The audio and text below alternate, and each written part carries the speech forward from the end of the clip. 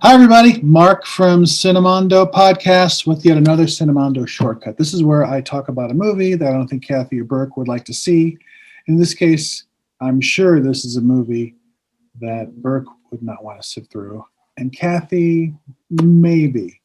Um, it's a film that is currently streaming and it's available on Shudder, and it is from Fangoria. So if you know if it's from Fangoria, if you're familiar with the magazine, you know that bloodletting and gore will be a major part of it, and practical effects. And that's what we're talking about. We're talking about the film VFW. But before I go into what I thought about VFW, please take a moment and subscribe to our podcast by hitting the subscribe button, and also liking all of our videos, and also comment on them. Tell me what you think about these shortcuts or our video podcasts, the entire podcast that we do on Zoom currently, or some of the other things we do, Cinemando Shots, WTF. There's a lot of different uh, programming that we're sort of gearing up here on our YouTube channel. So please take a look, subscribe, and like. So I appreciate that. And I know Kathy and Burke also do. Well, today I want to talk about VFW, which is a film that's streaming everywhere. And it's a film that harkens back to the 80s, VHS hard action films, and it stars a lot of actors that were popular back then. For instance, Stephen Lang was still popular today. You know, we've seen him in a lot of current films, but he was also big back then, always playing a heavy.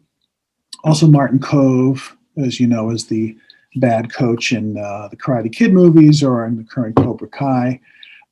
George Wendt from Cheers, Fred Williamson, who was a great blaxploitation action star in the 70s.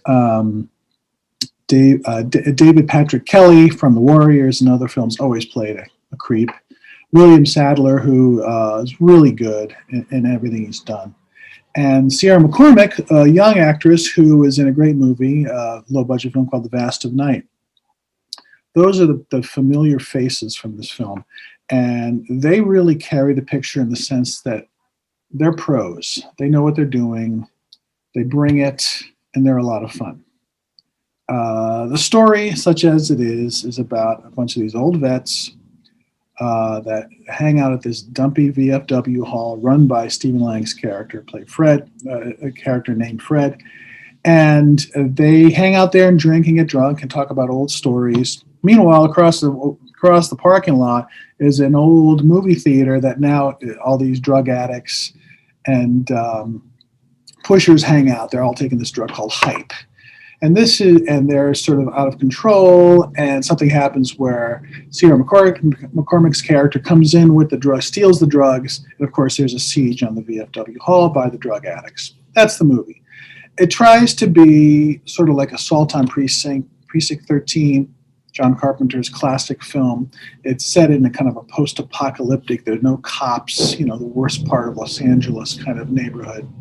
And it's going for that. It even has John Carpenter-like music. But it certainly doesn't come up to his standard for that film or his glory days of the 70s. It just doesn't. It's not good enough. It's just too jokey and too hokey. And that's what they're going for. People are dying in the worst ways. We're talking, heads exploding, axes through brains and chopped head, all that stuff. If you don't like gratuitous gore, stay clear. Because this is all this movie is.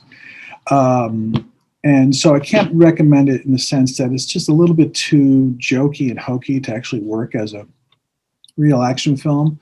They're not taking themselves very seriously. Maybe that's a good thing. I like it to be a little more serious. And also, I think while the direction is good, Joe Begos, and it sort of works, it didn't quite hold my attention. It's only a 90-minute film. So it's good for seeing the old actors doing their thing. It's also good that it has a little bit of social commentary. You kind of feel for these guys, even though they're misogynistic kind of asshole guys, but that's kind of who their characters are. But the violence and the mayhem and the gore gets old fairly quickly, and it's not really that gripping. It's just sort of like, wow, okay, there's another head that gets bashed in by an axe. There is another, there goes a arm flailing and a leg and all this kind of stuff. So after a while, it becomes a little bit dull. But if you're in the mood for something kind of silly and over the top, this is what this film is.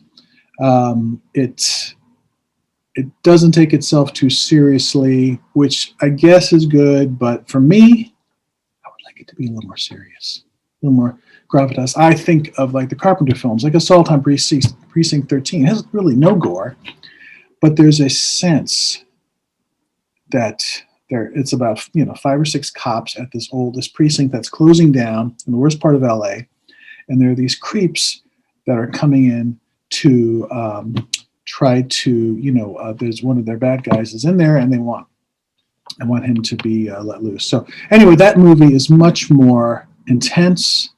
The music's great, and it's creepy. It's actually scary. Here, it's none of that. It's just gore and action. So being a big John Carpenter fan, they failed in that way. The music sometimes works in the Carpenter vein, sometimes it fails. So it's like a hit and miss film, but kind of okay.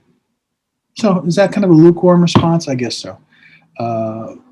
I paid 99 cents, and I'm a cheapskate. Usually I'm only watching free stuff, but I went for the 99 cents on Amazon and got it. If you have Shudder, and I have Shudder, so why did I have to pay? Might have to put in a refund request. Anyway, that's it. VFW, the movie, came out in 2019, directed by Joe Begos, and starring all those, along with Fred Williamson's son.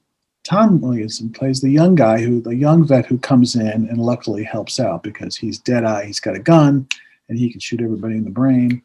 Not a problem. Okay, that's it. Check out our other videos here on the Cinemando YouTube channel. More shortcuts from me, from Kathy, and from Burke on their way. We appreciate you watching us and listening to us on our podcast. You can go to our website, cinemandopodcast.com, where we have all our episodes, and we have links to everything else. Check us out on social media. Also, we're on Instagram, Facebook, Twitter, LinkedIn even. Just hang in. Feel free to email us with questions, maybe movies for us to review. We actually do that. We actually read our emails, and we actually decide, hey, we're going to talk about a movie that this person wants us to talk about. So we're very open to that. And again, if you're here listening on YouTube, watching on YouTube, please hit the subscribe button and like, and that really helps us out. So thanks very much for listening. Again, this is Mark as Navorian with the Cinemando Shortcut. See you next time. Bye.